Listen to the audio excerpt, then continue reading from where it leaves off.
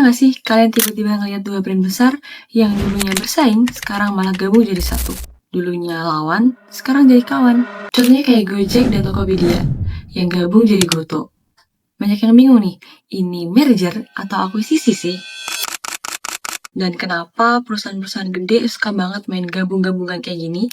Tapi sebelum itu, kenalin aku Yohana, mahasiswi manajemen Universitas Pamulang yang bakal ajak kamu bahas secara tuntas tentang merger dan akuisisi. Mulai dari pengertian, tujuan, prosesnya, hingga studi kasus yang sempat bikin heboh di Indonesia. So, apa itu merger dan akuisisi? Merger adalah penggabungan dua perusahaan menjadi satu entitas baru.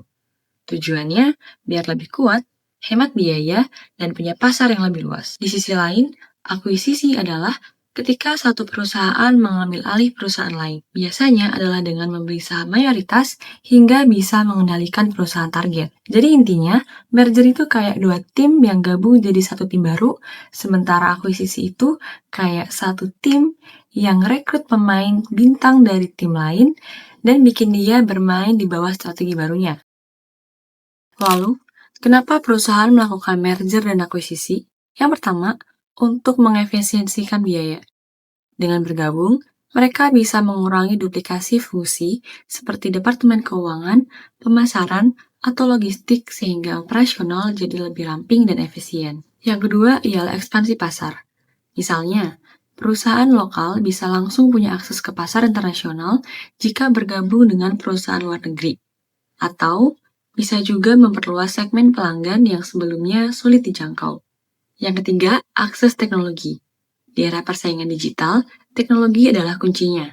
Maka dengan banyaknya perusahaan yang memilih bergabung dengan perusahaan yang lebih unggul secara teknologi agar bisa mempercepat inovasi tanpa harus membangun semuanya dari nol. Yang keempat, ialah lindungi diri dari akuisisi lain. Karena dalam kondisi tertentu, perusahaan bisa memilih untuk merger sebagai langkah defensif daripada diakuisisi oleh perusahaan besar yang mungkin tidak sejalan visi dan misinya. Lebih baik bergabung lebih dulu dengan pihak yang lebih cocok. Dan yang kelima ialah dari segi skala ekonomi.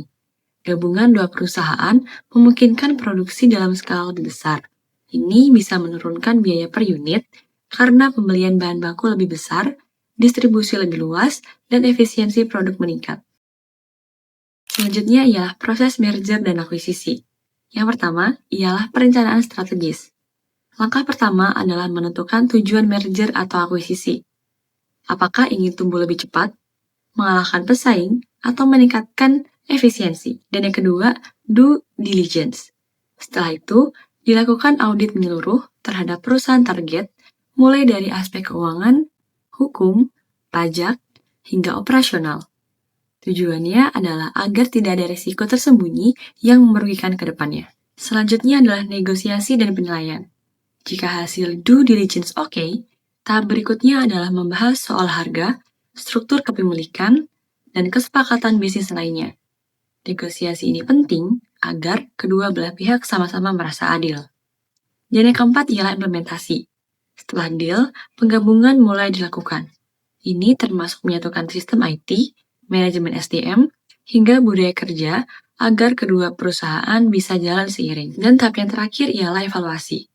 Setelah merger berlangsung, perusahaan akan mengevaluasi apakah tujuan awal tercapai, apa yang harus disesuaikan, dan ini penting untuk memastikan merger berjalan sukses dalam jangka panjang. Lalu, apa sih macam-macam merger? Yang pertama, ialah merger horizontal, yaitu merger antara dua perusahaan dalam industri yang sama. Contohnya, dua perusahaan transportasi online yang bersaing, lalu gabung untuk memperbesar pangsa pasar.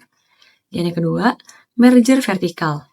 Ialah merger yang terjadi antara perusahaan yang berada di rantai pasok yang sama. Misalnya, produsen bergabung dengan distributor atau pemasok bahan baku. Ini bisa mempercepat proses dan mengontrol kualitas lebih baik.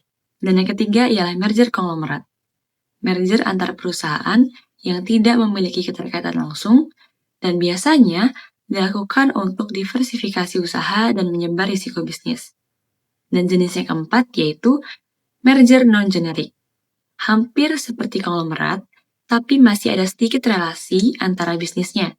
Contohnya, perusahaan makanan bergabung dengan perusahaan kemasan.